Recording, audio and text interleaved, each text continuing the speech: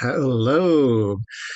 Today I am interviewing my buddy T.E. Bakutis about his book Mindburn, which I got to read before it was even finished being written. So I'm really excited about finally having read the final product.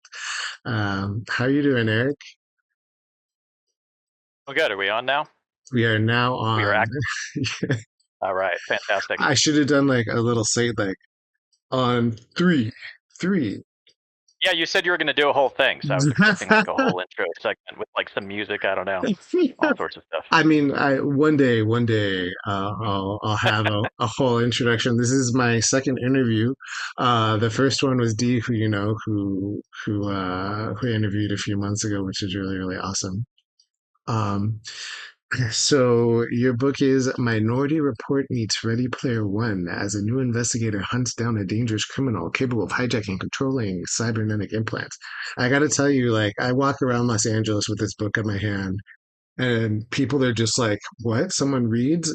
So, like, people would regularly strike up a conversation and ask about the book, like, just as I was walking around. And without having read this You could blurb, do more of that. Yeah, totally. without having even read this blurb, I would usually tell them, well, have you seen Port Report or read Report as like part of the explanation of it?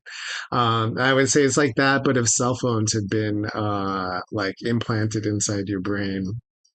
Um, Yep. what would your short pitch for your novel be for those who haven't read it yet?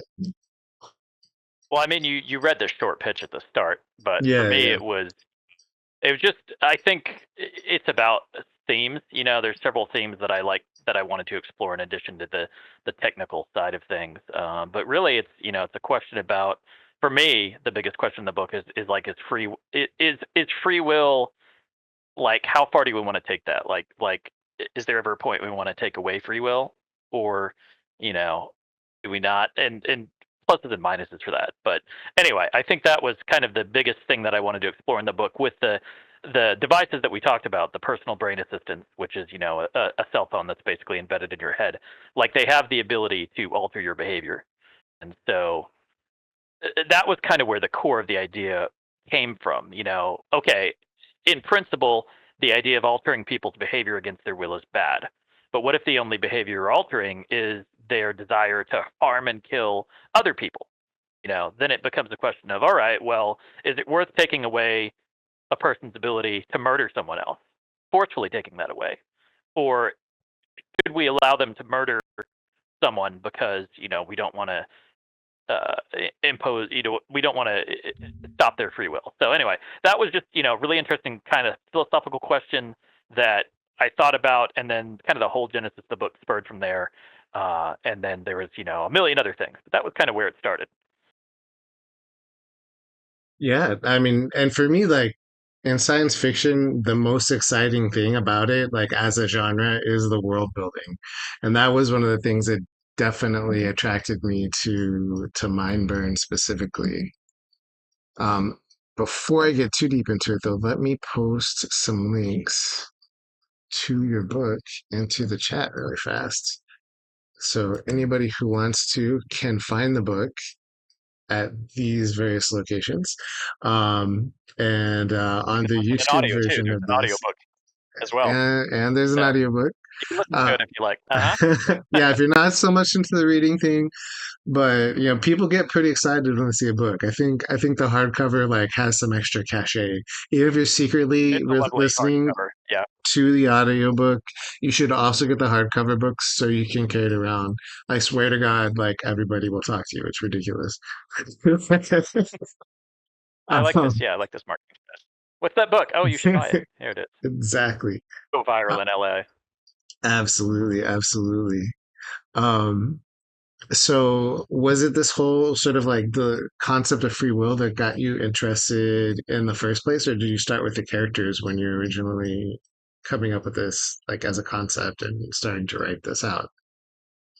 Well, I think the book, I mean, it obviously owes a great deal to two anime series in particular, because those were really the genesis of the idea of the world and kind of the questions I started to explore. So, a lot of people talk about Ghost in the Shell, which was, the standalone movie, which is really interesting. But for me, it was actually the series which came after it, Standalone Complex, which was episodic. There were, multiple seasons, and every episode of the show was, this group of elite, essentially future police dealing with, problems related to cybernetics and mind control and all of this, incredibly connected society. And they were dealing with cases where things had gone wrong, where the technology was not working the way it was supposed to. So I found Ghost in the Shell, the standalone complex. That series really just appealing. It just stuck with me and made me put all these questions in my mind. And then there's another series that came out much later, kind of a spiritual successor to it, another anime called Psychopath, which was again a really impressive and just dark and thought-provoking and interesting show that was all about very similar to the concept of Minority Report, where you have this Orwellian system that is trying to predict crimes before they happen, and basically everyone has this psychopath, which is like the psychological reading of their mental state, and based on the color of their past, they are either chosen to be a good citizen or what was called a latent criminal, where even though they hadn't Wow. even they hadn't committed any crimes, just the psychological state is judged by the system suggested that they would. So they were, made lower class citizens as a result. So, but I think what both Ghost in the Shell, Standalone Complex, and Psychopath did is they set up the kind of started with the concept. With Psychopath, it was the forecasting, stopping crimes before they started by getting people out of society even though they hadn't done anything. And Ghost in the Shell was very much like, here's this great idea with all of these, wonderful cybernetic implants and VR and all those great things, and here's all the ways it can go wrong, all the ways criminals can abuse it, all the ways the tech can be misused. And so those two series, some of my favorite series, were kind of where this whole thing started. I wanted to write my own version of that. And then, I had the question about, well, how much free will do we want to give up? The idea of being puppeted, which is something that's very prominent in the very first chapter, where the idea that somebody can use the computer in your brain to take your body over and force your body, basically a form of cybernetic possession, to do things. Like that was taken directly from an episode of Ghost in the Shell where that happened, where a guy's implant got hacked and he was forced to shoot a bunch of people against his will. I think some criminals hacked a whole crowd, and it was just such a scary, crazy idea. So yeah, I would say that those two animes are heavily influential, and I would definitely recommend, if you like the book, or even if you don't, watch both because they're both fantastic. Um, Yeah, and I've then a lot of seen. the other, Yeah. yeah, Oh I yeah. was going to say, and a lot of the other stuff just comes from my own experiences online. So playing games like Second Life, World of Warcraft, VR chat specifically, which is very much like a VR experience that has a lot of social elements that I've kind of replicated in Mindburn. So that's that's kind of Yeah, for me. and I kind of saw like I've heard you talk about VR chat and Second Life before, and I kind of saw traces of that when you were talking about the sim and the dark sim, the scenes where people had their crazy avatars. Hmm. Do you want to talk a little bit about that? Like, what is it that you drew out of your real life experiences that helped you write and create the sim in your book? Well, I think it was just the fact that I was thinking about just human nature and how humans behave and interact with technology. I'm going to tell kind of hopefully this is a funny story. In the game design community, I've heard we have a term called time to penis, which I'm going Oh to no. explain in a moment. But it's basically anytime you create a game that allows for customization, whether that be you can customize an image or you can upload a logo or you can create a model. There's literally like maybe 10 seconds where somebody draws a dick using it, and it's one of those things where, like, no matter how advanced we get as a species, no matter how much technological advancement we get, the moment you allow someone the freedom to create and upload content to other people, somebody is going to draw a dick. And so just the idea of that, speaking to human nature and how we are as humans, I feel like uh, you look at like another movie like The Matrix, which is probably pretty very influential in regards to the sim, and how everything worked.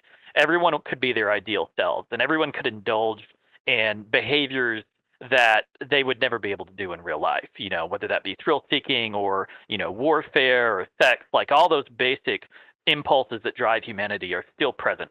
And I think what's interesting to me in my experience in other games, Second Life, VR chat, just chatting, is as technology moves forward and as we're allowed to communicate, all those base human desires are carried forward in whatever the platform is. So for me, what informed how the sim works and how people interact with each other in it and the things that people do was based on all of those experiences that I had seen result in these earlier social systems where people, even connected through a chat room, would either play muds where they're, playing D&D essentially with text, or have cyber sex or whatever. Like there's wide range of gambit, but there's wide range of things, but people do the same sort of things. It's just how they're doing it. The fidelity of that experience increases based on the technology they have available. So is it human nature or is it teenage boy scrawling penises in the toilet stall nature? How much? I don't think we ever outgrow that. I mean, I think there's always something there, especially free of consequences. The especially consequence free, I think, is another thing that a lot of these online environments have. Is it's not you do things that you wouldn't do person to person because there's a disconnect. There's an anonymity there where you're safe. You're not in the same space as this person, so you behave in ways that you wouldn't in polite company. So, there is this idea, like when the PBAs, the personal brain assistants, are being discussed, that deep inside we have sort of a Freudian id that we're like primates that need structure to contain them, and this very sort of Malthusian conception of human nature. Did you draw on any academics that grapple with that stuff when you were researching your book, or did you just like, did you have any other influences on that kind of thing, or? I wish I could say I did. I wish I could say it was academic, but no, it was really just two really cool futuristic animes dealing with these themes, and all the experience I had kind of approximating that. Because I mean, I'm 40, I'm mid 40s. I'll say I'm older than 45, so I'm up there. I've been around since I would dial into my computer on a modem, over the phone. We called the internet over the phone, right? Crazy, Grandpa, go to bed.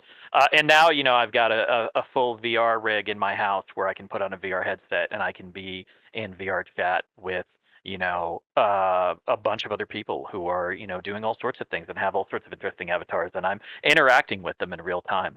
So I've seen the full gamut of technology where I started with, we couldn't even, there wasn't even an internet when I started playing with computers, and now I can hop on to the what the internet is now and put on my avatar in VR chat and converse with people from all over the world like I'm in the same room with them in an immersive virtual reality space.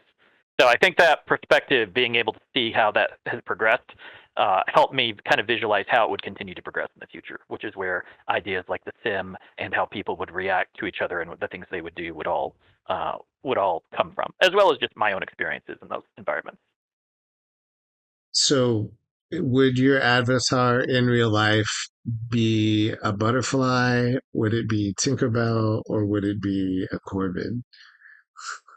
Well, I actually have an avatar in VR chat that I got custom made that tells you how much time I spent in it. So one of the really interesting things, which again I was surprised that I'm this is kind of what I carried over into the sim, is there are now people who can make a living full time creating commissioned avatars for people, where someone will contact them and say, hey, this is who I would like to be. Construct this this body, and then they can put that body on in VR and be that body, be that entity in a shared space. And I think one of the really interesting things about VR chat, specifically in VR gaming, which you don't really get until you try it, especially in something like VR chat, which has full body, everything. You can see your legs, you can see your body, you can see your arms, is you start to feel a sense of like presence, like you are no longer in your physical body. You're now in this virtual body that you inhabit. And just one of the interesting, so to answer your question first, my avatar in VR chat, which I did get commissioned, is actually it's just a dude. It's just a white dude. It's actually Shiro from Voltron, if you've seen that anime series, because I really liked it, and he just has a little goatee. So, but I look just like Shiro, and that's who I am. But I have friends ranging from all sorts of different avatars. There's a guy who runs a bar in VR chat. His name is Alboy, and he's an owl. He's a one-eyed owl. He doesn't even have legs really. He's just got these little feet as he flies around. And there's another person I know well who is an insect, because she was actually the inspiration for Sarisa Basa, who's the Office of Mental Health Counselor. In the Sim, her avatar is a four-armed insect, and Popopo, my friend in VR chat. She was actually the inspiration for that, because she actually custom created her avatar, and she has basically four arms, which with two of the arms are mimicking her real life movements, and two of the arms are kind of rigged to those so that they move in the same way. Makes me So, wonder if but yeah, I she's mean, read Kafka. I would not be surprised. She likes bugs. But but that's just a small example. And I think there is one thing that I didn't get right in Mindburn, one thing that I didn't anticipate, and that was the sheer number of anime girls that would be in the sim. Like if you look at the population in VR chat in particular, it's like maybe 5% like normal looking avatars, and probably like 50% anime girls, 40% furries, and It's the other it's 10% the is everything else. it's the waifu furry apocalypse. It's just Yeah, it is. Yeah, and I didn't anticipate that. I didn't think it was going to be quite the ratios would be quite that skewed, but there it is. So, um yeah, another thing that was really interesting to me was this whole idea of the personal brain assistance relationship to crime, which you talked about earlier, with mhm, connections to Minority Report, but also, it kind of makes me think of some of the gun control debates a little bit as well too. But mhm, then at the same time, it also makes me think a lot about, and not necessarily the political gun control debates, but like whether resources should be devoted to things like behavior and safety and mental health aspects and that sort of thing, or whether just access to the weapons is, we start and stop with that. Um, but then also a lot of debates on human nature in anthropology, which is what I studied. Like it's really huge. You've got this kind of Freudian idea that I think the general public tends to have uh, what's the word, internalized, where there's this idea that you have these base desires that need to be controlled by institutions like the church or the mhm, government or society, mhm, and that society is good, it's your superego, it's your conscience, but deep inside you're bad. But then there are some later psychologists that sort of turn that in their head, and also biologists as well, like Kropotkin and people in the anarchist tradition, especially, that say, whoa, whoa, whoa, whoa, whoa, maybe you're good deep inside, but actually it's the state and the institutions that make you bad. And here's some examples, from even biology, where there's cooperative, self-sacrificing behavior, where there's communal behavior, and then you have all these institutions teaching people to hate each other, teaching people to become discriminatory against each other in order to rationalize war, in order to dehumanize entire groups of people to justify murdering them. So you've got these two competing ideas, and it was kind of interesting to see those play out in the book in terms of like, is this behavioral control a good thing? Like, who's using it and for what? Um, So, uh, yeah, that I guess was less of a question and more of me going on for 5 hours about that. But, Well, it's interesting. I do want to talk about that a little, because I think that bridges into one of the other themes that I was really interested in the book, and that's the I feel like technology as it advances, at least in my experience, is largely agnostic in regards to like good and bad. Like I think most of the technology that we see nowadays that we would consider harmful, like say social media, which obviously has become hugely problematic in a lot of ways, was created without that intent. I think you look at everything, you look at even all the way back to the internet, which you look at some of the ways the internet can cause exactly the type of things you did, like the internet, social media, all these ways that people can be influenced and directed and confused and misled. Like that was not the intent of the people who made it. They thought, wow, we can provide a way to connect people, and it will lead to a new age of enlightenment and people connecting. And it does happen. Like I feel like with every large technological leap, the internet, cell phones, social media, everything that comes forward, there are good ways. There are ways that it's very, very helpful, and there are ways that it's horrible. And the ways how that happens is again just how humans tend to use it. So with the personal brain assistant, that's kind of where I started in tech. I said, okay, well, the reason this is good is because obviously it provides you a safe outlet for, your, I guess, your base desires, whatever. If you want to, you want to go have, you want to go, beat someone up, you want to go have a competition, you want to have, unprotected sex, whatever. All these things are possible, and they're completely safe. And moreover, society is more stable because now anytime, you get the urge to beat the shit out of your neighbor, your PBA kicks in and pushes those things down and calms you down. So there's the positives, right? That's what the people who created these devices were thinking. But then, of course, because human nature, because technology, because the way these things work, there are always people who look at this technology and say, how can I exploit this? How can I use this to my advantage? How can I use this to advantage myself or commit crimes?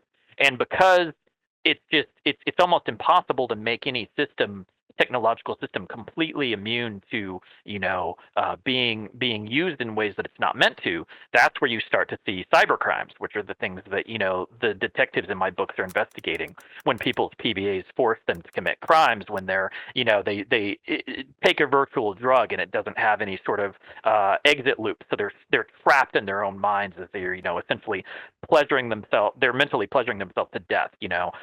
All of these bad things and all the ways that the technology is misused. But again, that's not what the PBA was designed to do. It's just it was technology that was provided, and humans figured out how to use it for good or ill. And I feel like that applies to everything, all the technology we've discussed, like Facebook, Twitter. They're literally rotting people's brains and doing exactly what you talked about. Like Facebook, you mentioned the internet, turning people against each other. You look at stuff like genocides have been organized on Facebook just from the way that the technology has been used to spread information and influence people. But then you also have somebody on Facebook who reconnects with an aunt in a distant uh, state, and they talk with them and they feel like they can be close to them. So there's good and bad uses, and it all comes down to how humans use the technology. Yeah, that the whole like idea of a virtual drug was also super trippy. Like I was like, whoa. I haven't tried virtual drugs, but I have seen things that are very close. There is a guy there's a guy in VR chat who does these amazing musical shows where his name is PK, and he does this show called The Break. And you Mhm. go there and you're in this virtual environment, and as he's playing live music from various people, the world around you is changing. The entire world will fall away, and you'll be like in a realm with dinosaurs, and then fireworks will go off in the sky, and then the entire world will start to scale up or down. All you're like on all these environments and visual, Yeah. amazing visual experiences while the music is coming at you. Basically having a trip. There are some places that I've been to in Los Angeles where there's like a dome with projectors and they'll play, the Doors, or it'll be like a concert, but it's, there's not live music, and they'll have these crazy images all over the place. So the whole idea is that you're just like, you're looking up at this like crazy, trippy, like changing virtual landscape all around you while listening to the music. Mhm. And Yep. yeah.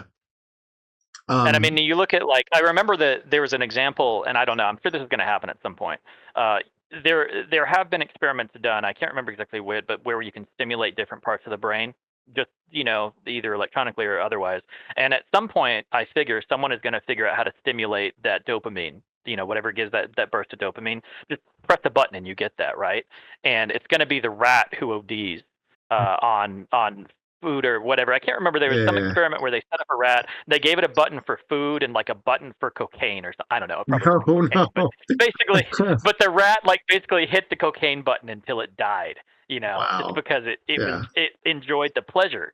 And so I feel like at some point, whether it's Neuralink or whatever, somebody's going to figure that out, and people are going to be ODing just because I mean, they can directly stimulate the pleasure yeah. centers of their brain, and I now they have no live reason to do anything else. I live in downtown Los Angeles, and the Hmm. fentanyl crisis is just fucking insane. Like you walk outside, Yeah. and when food stamps hit and people can get their cash back, it's crazy. And there'll be people that are selling it, but they've taken so much of their own product, they can't even stand up, and they're in the middle of the sidewalk. Like, Fetty, do you want some Sunny? You're just like, okay, bro.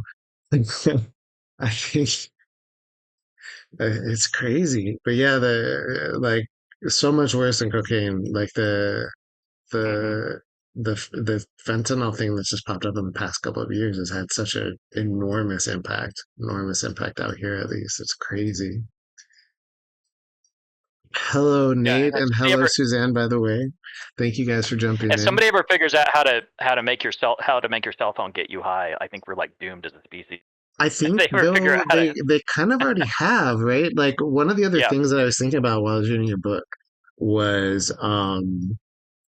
how much of this doesn't actually require you to install like your cell phone into your brain because we're already being manipulated so much and not fully understanding the depth of how much. So like there's like this woman at Harvard who's I think she's a social psychologist. She's interviewed on every single documentary about social media. So I've seen her in like Hmm. 7 different documentaries, but of course I can't remember her name at the top of my head. But she talks about how your cell phone has like really advanced facial net recognition software that's analyzing your Hmm. face to tell what kind of emotions you're feeling as you're scrolling. And if your pupils dilate, they can tell whether you're feeling lonely, they can tell whether you're feeling happy, and then they can pop up with like a jacket like for did you just get rejected and you need a rebound, like analyzing the things that you've inputted into your phone and your messages and then just like looking at your face, they can find ways to manipulate your emotions with products. um Hmm. so it's kind of, yeah. And then what other ways is that being used when you look at like Cambridge Analytica and everything that they were doing during the 2016 election, the fact that you have political bots from Russia that are decided it's worth Not just the Russia, time. from all over. Yeah, There's bots, but yeah, it's like bot wars. There's bots yeah, talking with bots, getting into loops. Like it's amazing how eh, all this yeah. technology is advancing. And the fact that it's worth the time and money for them to try to inflame debates over whether Star Wars was good or not says something about the degree Right. to which like Yeah. there are political outcomes from this like emotional manipulation is crazy.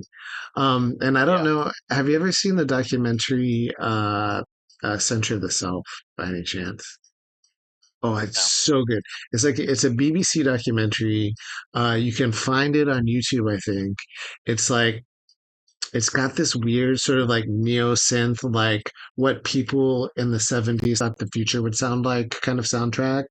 Um, Hmm. but it's so good. It goes up through, I think, the 80s or early 90s, like basically starting with, I want to say the 50s to the 90s, and looks at the evolution of psychology and politics and capitalism. And it gives you sort of this history of like, here's Freud, but then here's what he actually did. Here's how states took this. Here's how his nephew, Edward Bernays, who was a propagandist, used this in service of multinational corporations and created public relations as a field, and then made insane amounts of money using Freudian psychology to manipulate people into wanting to buy products by adding an egg into an automatic cake mix because of like the connection to your like the idea of like contributing to cooking, or getting women to smoke as a feminist, part of a feminist agenda in service of the tobacco companies, and even some of the stuff he did in Latin America in terms of like driving McCarthyism and or helping orchestrate the coup in Guatemala, like is crazy. But then it kind of goes on throughout the series, like four parts into kind of how we are individuals, but then also not, and how corporate consumerism creates our unique identity that's really not that unique, and it's really not necessarily coming from us, but the desires we have are sort of being programmed in us externally in some way. It's really, really interesting. But that also made me think about like the PBAs and like to what degree are your desires being controlled externally, even without a PBA installed in your brain? And are governments and corporations using that the same way already that they're using it in your book? Um, Yeah, well, I think, I mean, one of the interesting things I wanted to, that immediately occurred to me as well is the fact that if people were getting computers installed in their brains, which again, you had to provide a reason, right? People are not just going to sign up for that, and I think the cell phone for me was the perfect parallel, because when you think about a cell phone, everyone is has one or wants one, and we really kind of set aside the problems with it. Like, it's we're carrying around a powerful camera with a built-in microphone with GPS capability. So essentially, I mean, not that we're being monitored, because the idea of being able to monitor however many people are on the planet, like there's not enough man hours to do that. But if a government did take an interest in you, if there was some reason that they decided to then focus on you, everybody's carrying around this monitoring device that they have on them at all times that tracks their position. But people don't care, because the cell phone provides so many useful services. I can browse my social media, so I get my little dopamine hit. I can be there. Like, if I have a child, I know that my child can get in touch with me wherever I am. I can play games or read books when I'm on the train, waiting for things. There's all of these good things. And so people look at a cell phone and they say, yes, I understand that I'm carrying around a tracking device with an embedded video camera and a powerful microphone, but I don't care, because it makes my life better. And so that's where I tried to go with the PBA. I was like, okay, well, why are people volunteering to get this thing installed in their heads? And that's when it comes down to, obviously, the sim, right? You can access this completely realistic virtual environment that lets you do all of these activities, whatever you want to do. Your wildest desires are available. You can make food taste like anything. Like, you can eat the healthiest food imaginable. Basically just green goo that is pure protein. But your PBA makes it taste like bacon or chocolate cake, or whatever. You can drink yeah, water and make it taste like Coke. yeah. All I of these, think Cohen was all of these. drinking Yeah, water, but like imagining it was something else. I was like, oh, that's not yeah, really yeah. bad. Oh, But all of these things, like, I wanted to make it compelling enough that you could say, all right, I understand that there's a small chance, there's a very small chance that someone could hack my fucking brain and turn me into make me mass murder people, right? But it's such a small chance, and it makes my life so much better to have this thing in my head. So society as at large just kind of adapted and said, all right, sign me up. And then, of course, talking about the idea of, tribalism and us versus them and that sort of thing, you of course had people who were like, fuck no, you're not putting this in my head, you know? And of course, then the government and all of the people in power, who it was in their best interest to get people to install these things, said, okay, we won't force you, but we're going to make you live in this gated community. We're going to isolate you. We're going to put you all together and put you in this space where you can't harm people, because you're refusing this gift, right? This device which gives you all these wonderful abilities and makes society safer. You are choosing to opt out of making society better. So you're going to live on a reservation in this area where you're isolated, so you can't harm the good people, right? The people who are accepting the technological innovation.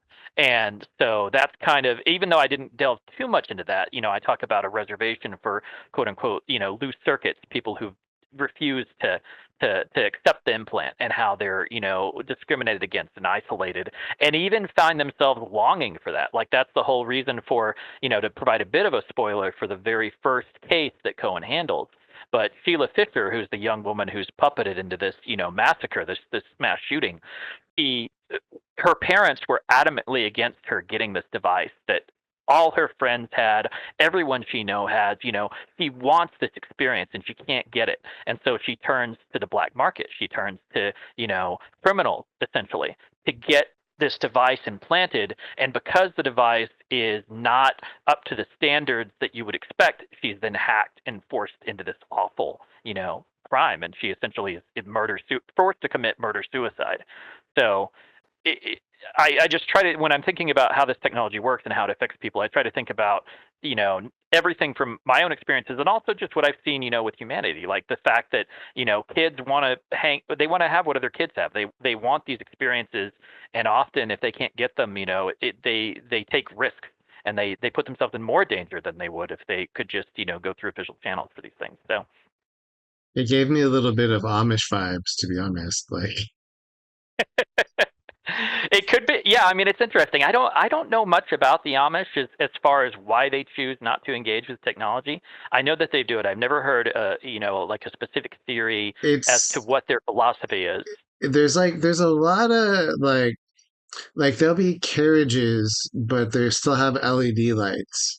So there's like a Hmm. certain like the parameters are a little bit confusing, but it is worth it to go into Amish territory to get your groceries because their food is fire. It's so damn good, man.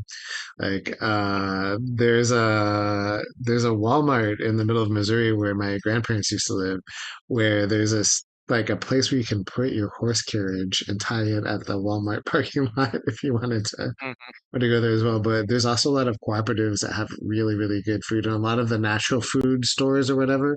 Some of them are getting their goods from Amish community that then sells like all kinds of great organic vegetables and other sorts of things and cheese and Yeah. stuff.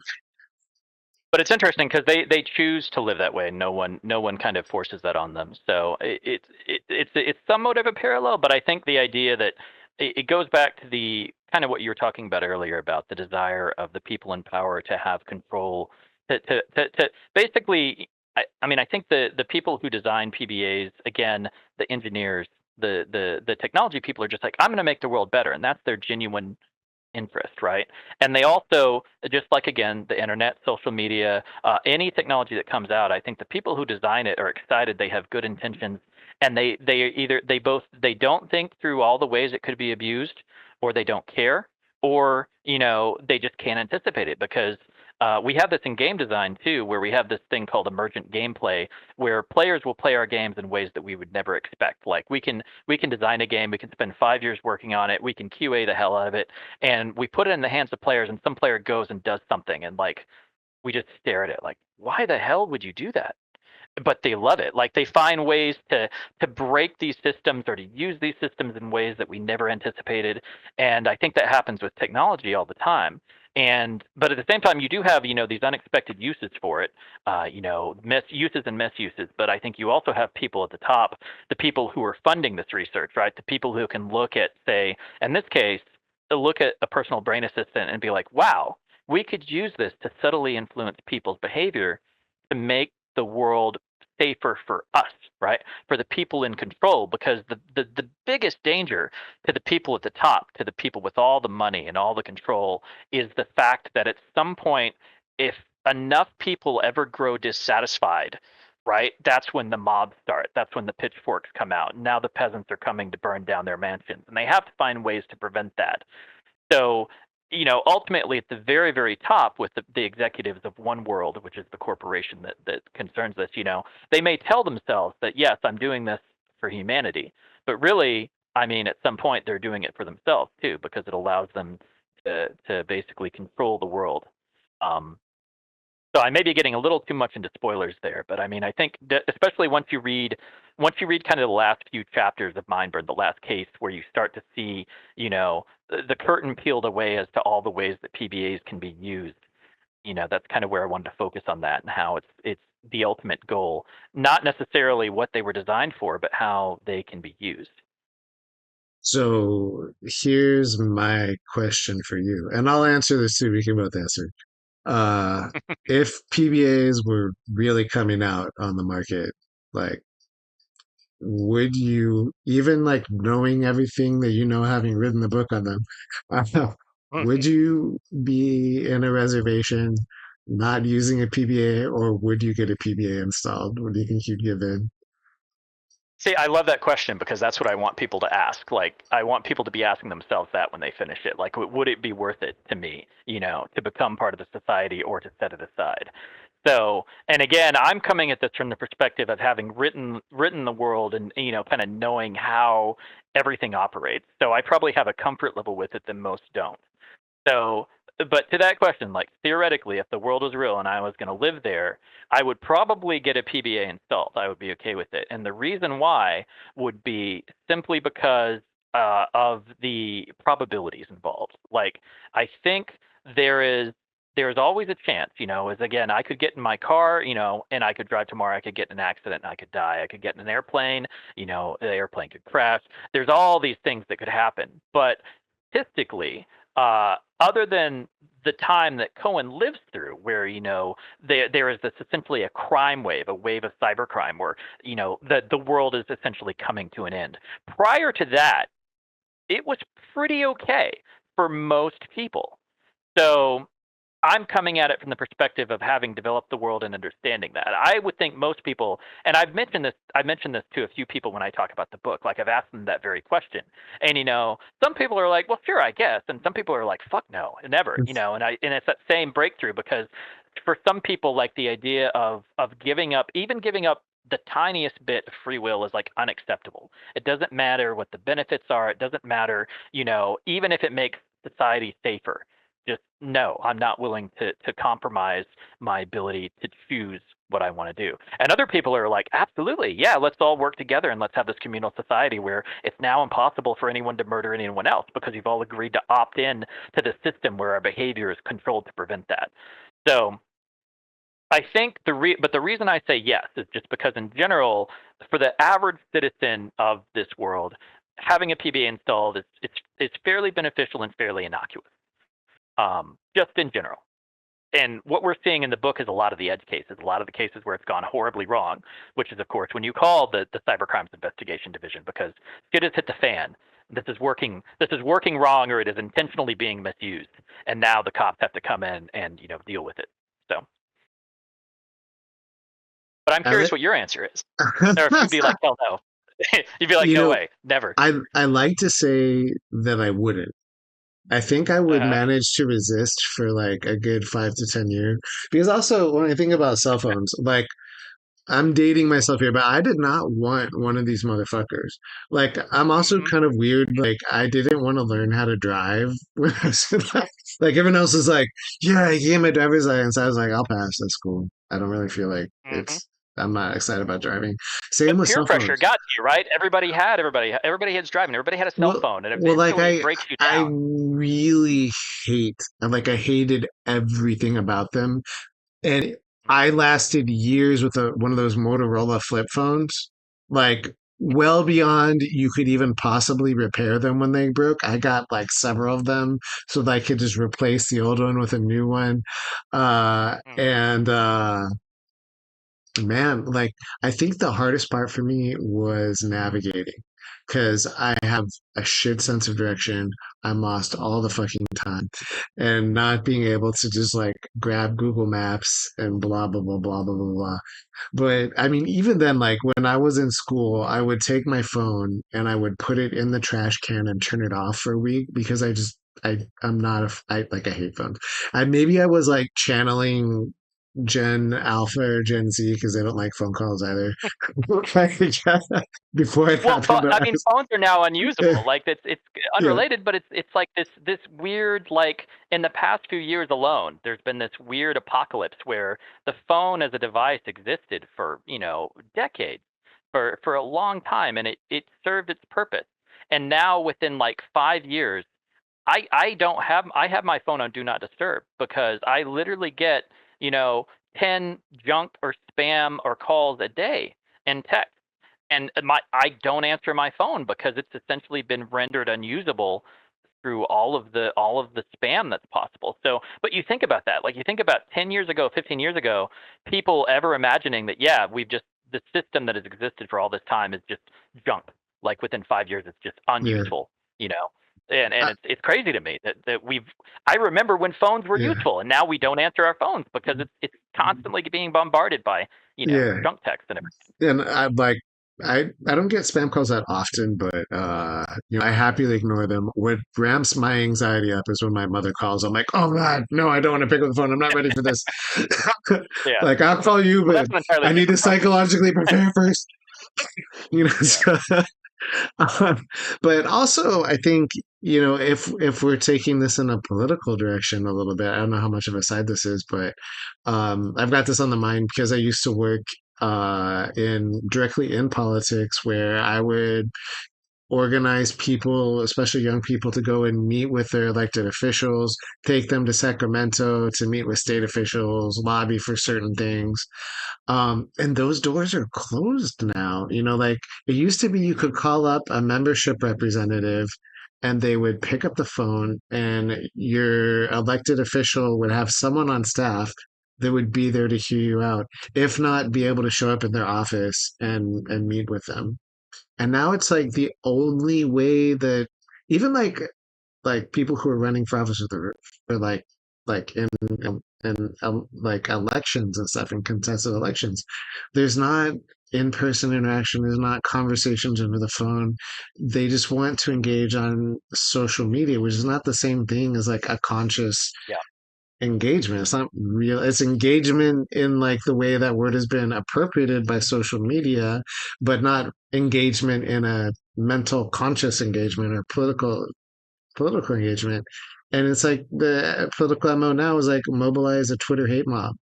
Otherwise, yeah, try calling customer Yeah. service, doesn't work. Mobilize a Twitter hate mob against Walmart, you get what you want. It's like, That's what you do. Yeah, people will put a corporation on blast on social media and say like I had this horrible service, and it gets like you said exactly, it gets like 500 million retweets and likes, and all of a sudden there's a rep from that corporation who's like, I'm so sorry you had this experience. How can I help you? Because now you've dragged them into the light and you've exposed them in a way that equals negative PR, negative and I'd be publicity, like, you and could they help won't. me by Yeah, picking up the phone. right. But no, I mean, until you become a problem, it's Yeah. essentially like they're not, they have no interest and there's no benefit to them to helping you until you become a problem, until you become something And that's it's difficult for them everything. to handle. It's And they're like, in, let me help you, let insurance. me Yeah. get you. Yeah. Insurance companies, doctors' offices, like everything. Like, I don't know. But we're going a little off in another direction. It's like, welcome to But it's today's thematic. It's episode of thematically JR thematically Vents. related. Yeah. Yeah, But yeah, the way it's technology thematically kind of related. changes the way we are unable to access basic services and whatnot. Hmm. So I had some other questions about your character specifically. We talked a lot about the world, but um, who was your favorite to write and why? I know you're going to be like, I love all of them. I don't have a favorite, but really you do.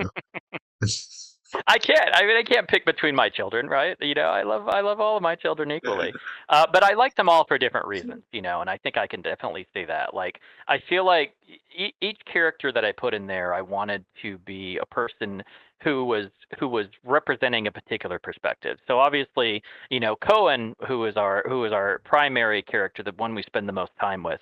He's kind of the baseline, right? He's grown up in the society. He's very comfortable with the idea of having a personal brain assistant installed. He's very comfortable with the world, right? This is his world. This is where he exists. This is where he wants to be. Then you have someone like Jeb, who's a mentor character, but Jeb's just a bit on the edge, right? He's older. He remembers the world when it was a little different. He's not quite as comfortable with everything as Cohen is. He's there, but he's like, okay, well, maybe it hasn't always worked this way. And then you have a character like Sana, who has completely rejected almost everything about this world. She's the opposite of Cohen, which is one of the reasons I like their interplay so much, because she can see the world for what it is. She looks at everything like how society is interacting or not interacting, and Fee is coming at it from the perspective of burn it all down. Like, this is terrible. We need to get rid of this. I And then definitely you have related with Kate. her. I'm a, I can know, I'm a I know. burn I it thought all you, down but kind of person.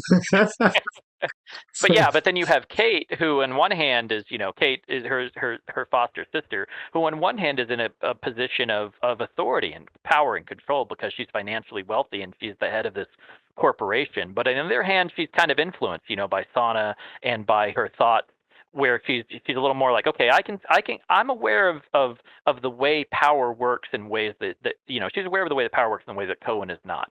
And she's more on the side of not maybe good, that may be too simple, too simply, but she generally wants to move stuff in the right direction. And then of course you have Dr. Zhu, who doesn't come in until very later, but she's very much like Kate in that she's an academic. She understands everything works, but she's a little on the other side. She's a little on the darker side of things, where she's like, let's push things in directions. And I think probably one of the biggest things that she believes is like people. She and Jeb have this very short conversation, which is really fun to write, where he's poking at her, he's trying to see if she's responsible for this drug that's putting people in these endless loops. And she's like, well, if I let's say theoretically, I was to create this thing, I'm not forcing someone to use it. If they choose to use it, is that on me? Am I responsible for an action that they take that has nothing to do with me? I'm not forcing them to do anything. So she's a little more of a chaos agent, where she's coming at it from that perspective. And then obviously, well, the last person I'll talk about is the antagonist, and I'm not going to call him the bad guy because he has ideas. He has goals that are not necessarily evil. Him as Galileo. He's introduced. That's his handle. You don't know who he really is. But when you think about his perspective, he's at the very, very top. He understands a lot of things, and he's actually, in a way, his goals are actually fairly noble. In the fact that he's looking at society and saying this is not the way it should work, but the way he's going about it is absolutely awful. So, I can't pick a favorite character, but I can say those were my favorite things about each of those characters. Like each of them had something, and I think especially with Cohen, it was his.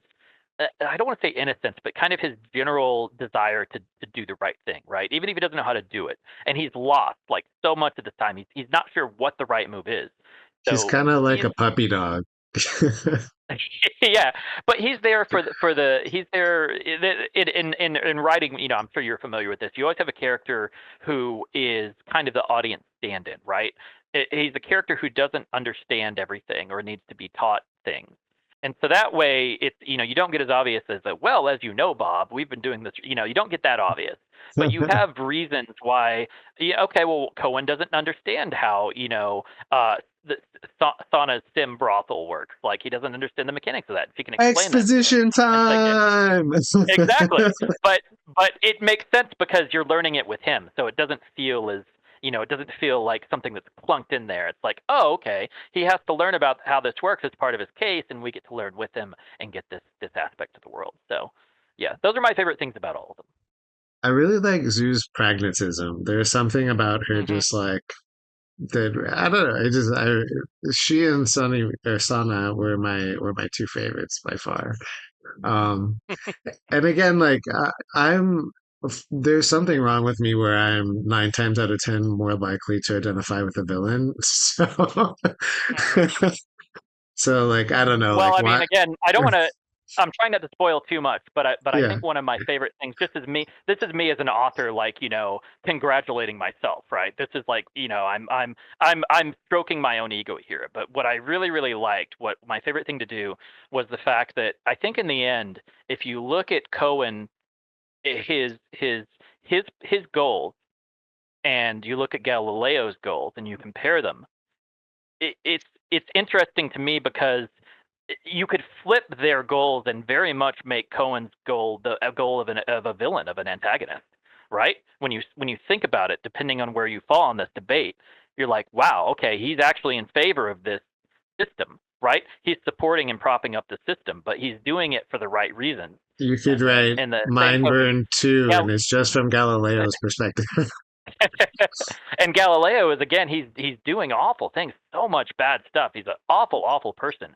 But Yeah. his goal, you think about why he's doing it, and you're like, huh, maybe he has a point. So at least that's what I hope readers will take away from it, where they look at both perspectives and they can see this. So, but I took pleasure in being able to do that, and rather than having, here's a noble antagonist with a noble goal, here's the bad guy with the bad goal. No, here's the noble antagonist with an arguably not so good goal, and here's the horrible, terrible person with a goal that actually kind of makes sense.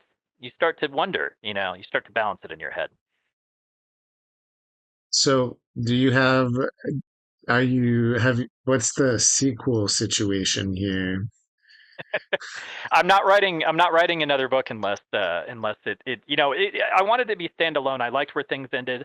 There obviously, I could have kept going. I could have had more cases come up, but it's just a matter of what I'm writing. I guess there's a matter of financial success, which is where, the book did okay. It hasn't really done, it hasn't been a breakout hit.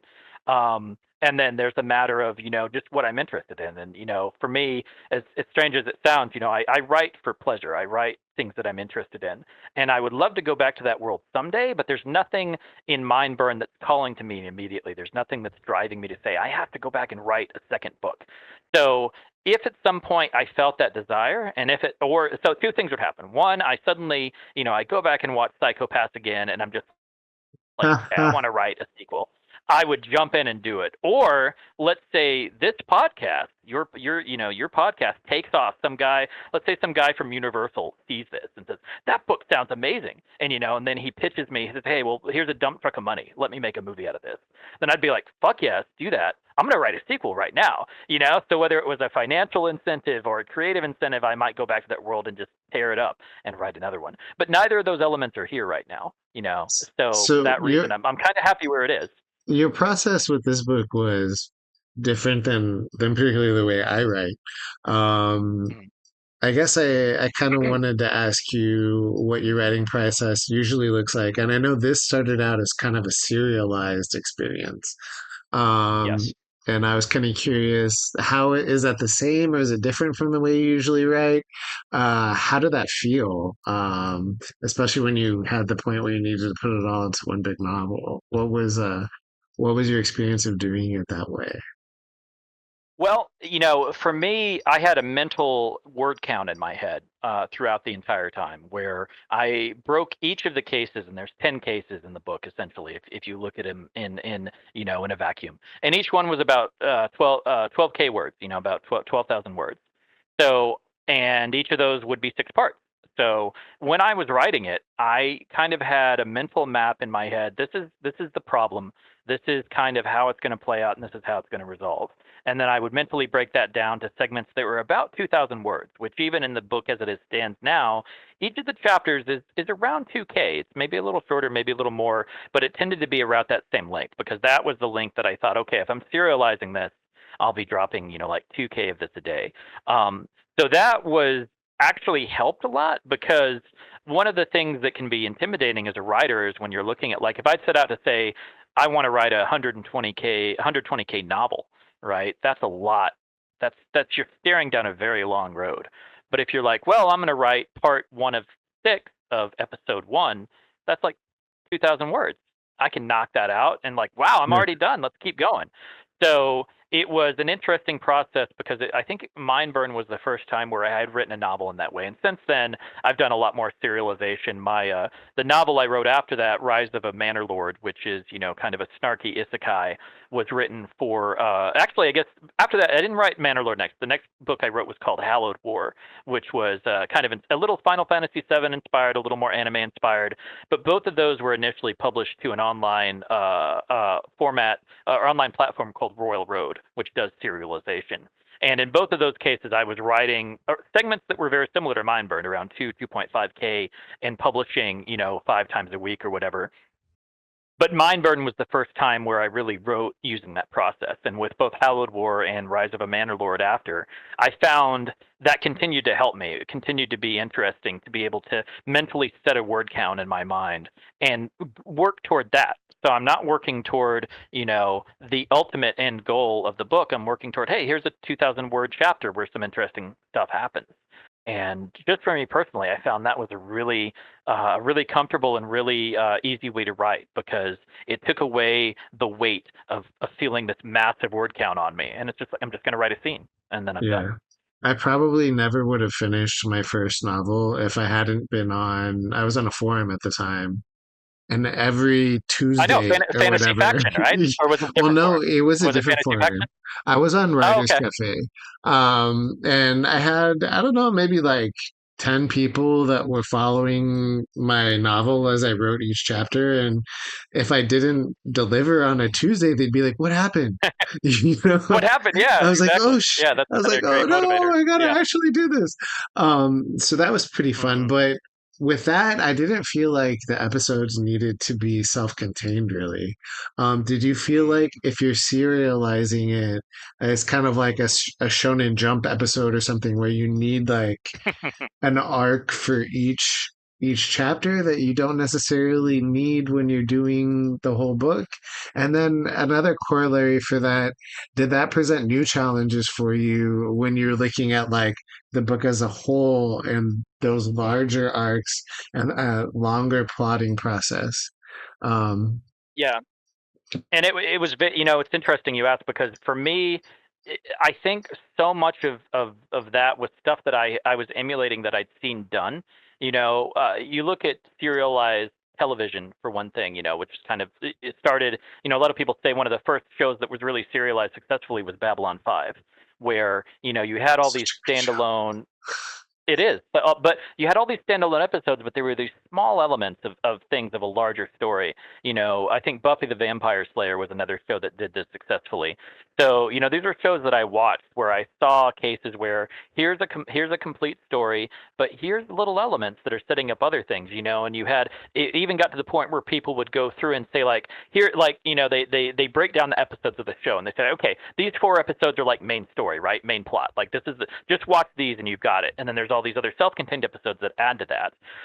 But then of course long before even I think Babylon 5 and Buffy the Vampire Slayer, you had shows like Japanese anime, which had been doing this forever. You look at something probably some very formative storytelling for me was when I was a kid. I was watching Star Blazers, which was the Americanized version of a show called Space Battleship Yamato, and I was watching Robotech, which is an Americanized version of Macross. And both of those shows did exactly that, where it was a 22-minute episode, very often very short, that would tell a very isolated story, start, middle, end, but also set up elements of the larger story and the larger arc and continue to develop that. So I think I just through osmosis, just through watching all those shows, I kind of mentally was able to think in that manner. And so when I was writing each of the 10 cases that occurs in Mindburn, but I was like, okay, I know the start, middle, end, and that's the case. That's a girl's been puppeted. That's the synth cops are acting weird. That's there's this VR drug that's causing people to die.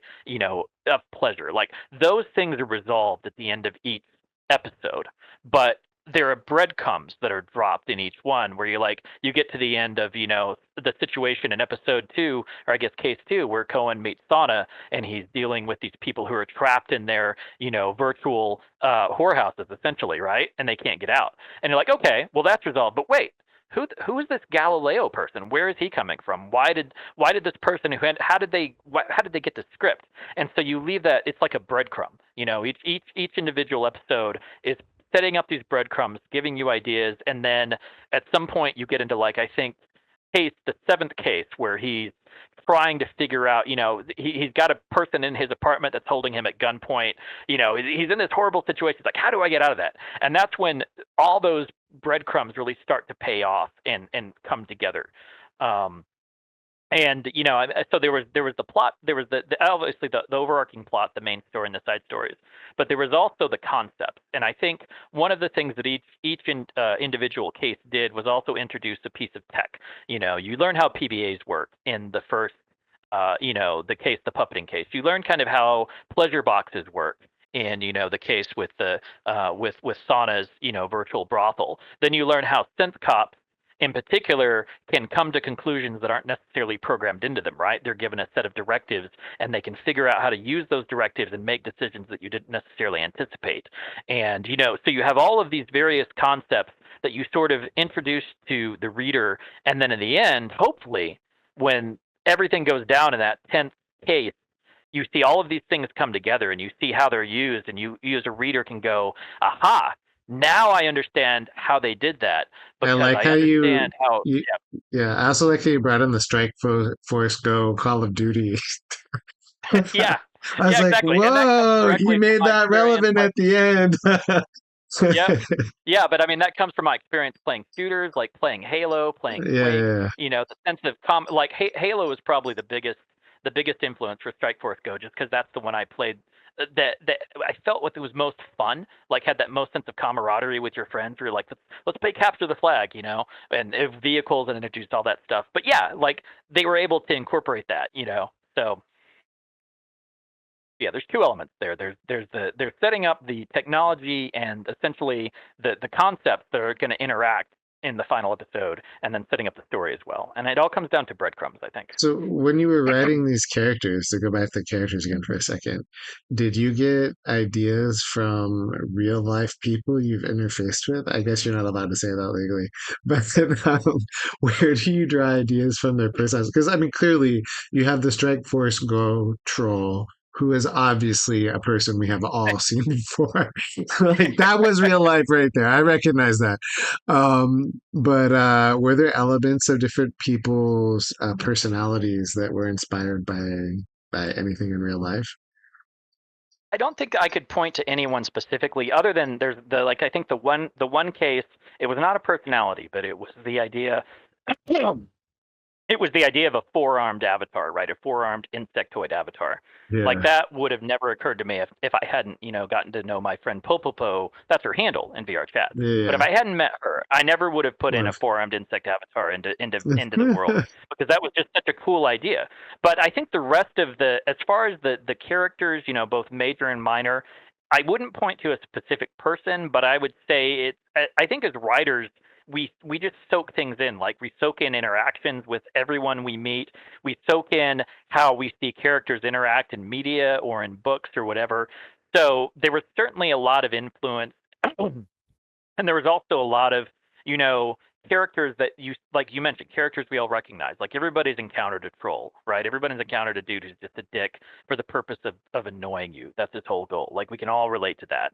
We've all encountered somebody who's just like, a stick in the mud. Like they don't, they seems like they never want to have any fun. They're, focused on the rules. They don't want to, they don't want to rock the boat or whatever. So there's all those people. So yeah, I think it's just a matter of, as writers, we absorb all this stuff and we invent characters in our head, and they come out on the page, probably as a mixture of people we've known and people we've interacted with and people we've read about or watched.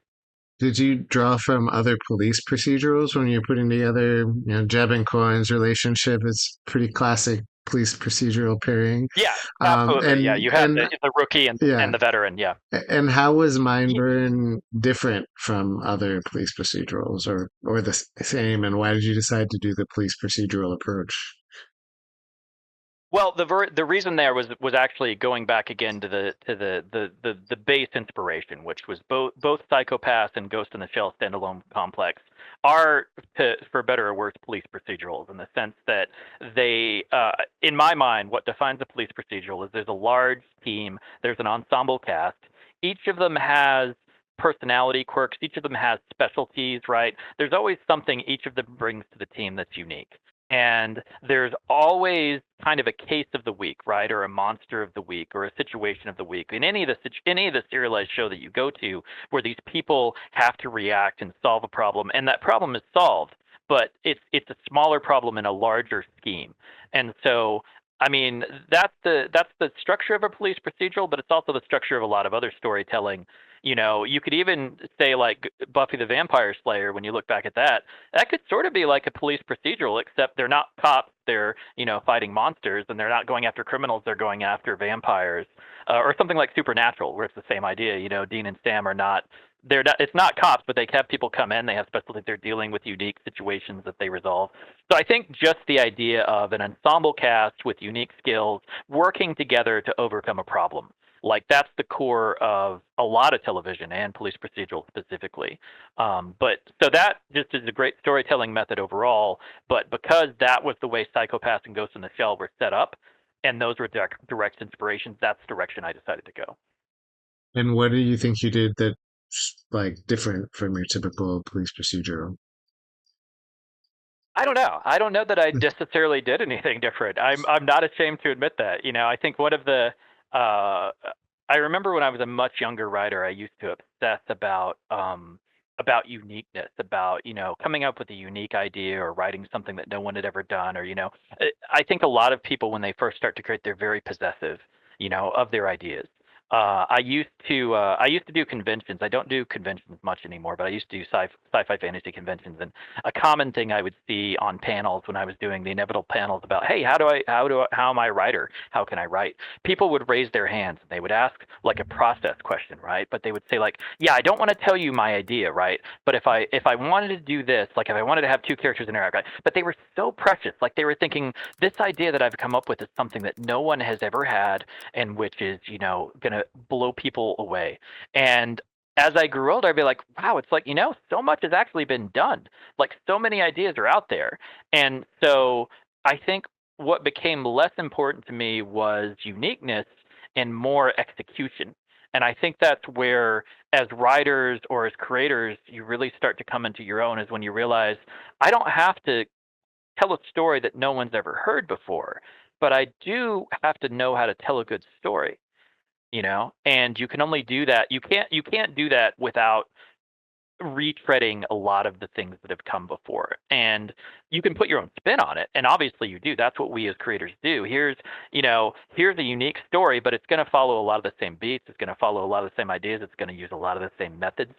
So Yeah, to answer no, your question in a long-winded way, when I yeah. say I don't think I did anything unique, that's not necessarily bad. That's just me feeling like I understand the tools available to me as a storyteller well enough that I can use the tools that all other people have used and use them to tell my story in the way that I want, and hopefully have people enjoy it.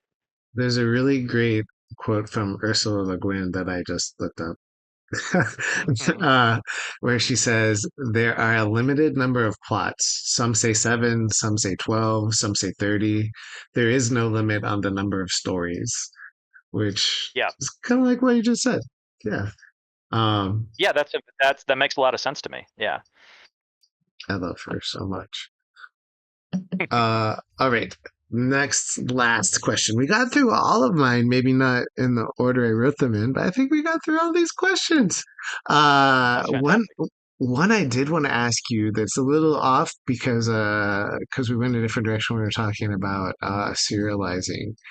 Um, would you ever consider publishing on something like Substack instead of a traditional publishing for serializing? Or do you think it's better just to stick with make the book and don't necessarily do a serialized release? Do you think that there's a space for serializing or one that you would want to fit in, or do you think it's we're not there yet? Well, I mean, it's interesting. I think it depends on what you're writing and where your audience is. Like the answer to that question is there an audience to read it? And so I mentioned, a platform called Royal Road where I serialized a couple of my most recent stories. And that's already the case. Like Royal Road is a huge platform with an immense readership who are reading serialized stories every day. Obviously, you have services that have been around longer, like Wattpad is another example. There's an archive of our own. Scribble Hub, I think, is another one. There's a bunch of Space Battles. I'm just kind of reeling off, serialized storytelling places in my head. So they're there, and the audience is there, but where you choose to write really depends, I think, on your goals as a writer. Like, is your goal just to be read? Is your goal to have commercial success? Is your goal to tell a specific type of story? Is your goal to build an audience that you can then interact with? Is it, any mixture of those things is going to determine where you decide to take your writing. And I think it really is when you ask the question, like, would I consider posting on one like Substack, for example? I've never used Substack, but if there was a case where, let's say, I could see from looking at Substack, I was an avid reader of Substack and I read stuff on there, and I'm like, I want to write something similar to what's already on here, stuff that has an audience that I'm reading myself, then I would probably go and post there because I have I can feel comfortable that this is already being done and people are already reading this, and this is a good way for me to tell my stories and get them read.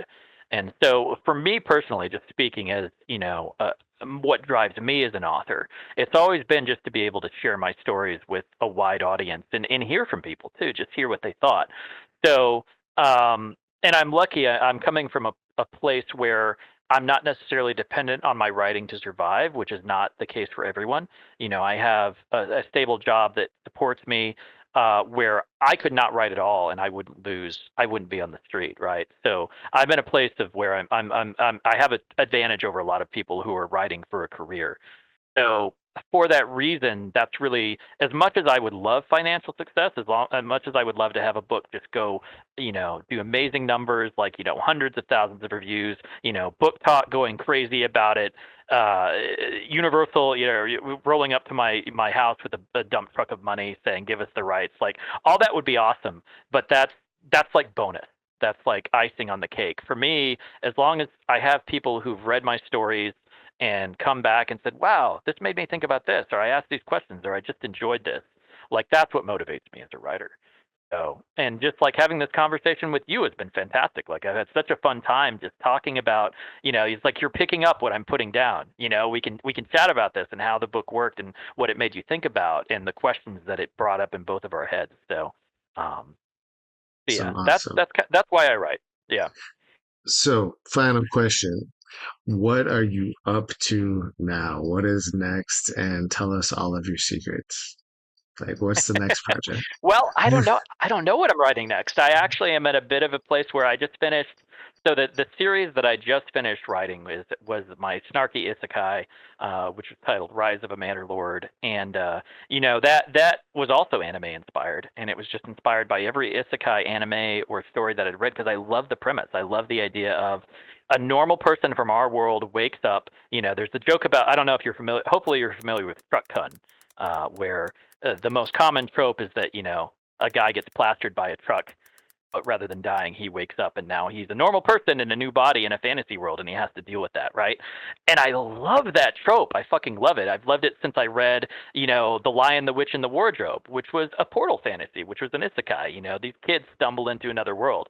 But I just got excited. It's like, I want to write my version of that, and so that's where Rise of a Manor Lord came from, and that's but I wanted to put my own spin on it. And again, that idea is not new, but the ideas, the way that my character deals with it, that felt unique to me, because the character in Rise of a Mandalore, he's not like a naive teen. He's not, someone who doesn't have a lot of life experience. He's just kind of like an older guy. I mean, he's in his mid 20s, but he's had a life where he's, hasn't been great. He works in construction. Maybe his only connection is he goes to strip clubs with his buddies from time to time. He doesn't really even enjoy it. So he's not the typical isekai protagonist, but he ends up in this world with battle maids and cat girls and magic and all this stuff, and his reaction is less like, I'm in a fantasy world, and more like, oh, what the fuck, do I really have to deal with this right now? And he's just initially just done. He's like, why the fuck are these people like this? Why am I dealing with this bullshit? Why are they cat girls? Why is this happening to me? And so I took that premise, but the fun thing was taking that character and making him grow from that initial impression to where he finds himself genuinely caring about the world and the people and actually trying to, in his own kind of misguided way, do good. And I think, yeah, so anyway, that's probably my most recent project, which I would love for you to check out. But as far as what I'm That writing next, sounds hilarious. who knows? Like, I don't really have an idea right now, but when I do, I'm not buckled down and I'm gonna go for it. But yeah, I don't have anything in the works right now. Awesome, awesome. So one last time, I'm going to put some links into the chat. Please check out T.E. Bakutis. Am I pronouncing your last name properly? Bakutis. Awesome. You are? T.E. Yep. Bakutis. His book can be purchased at Barnes& and Noble directly from Backstone. You can get the audiobook at Google Play. You can also find it on Goodreads. Speaking words is difficult. So feel free to check out any of those links. And it was lovely having you and chatting with you in person. And we'll have to have you back on for one of your other many, many, many books at some point in time. Yeah. Yeah. Thanks This was again this was a for, blast. I yeah. really enjoyed it. Yeah. Awesome. Awesome. All right, guys. Thank you all for joining in. Thank you to the chat. And see you guys on next Tuesday.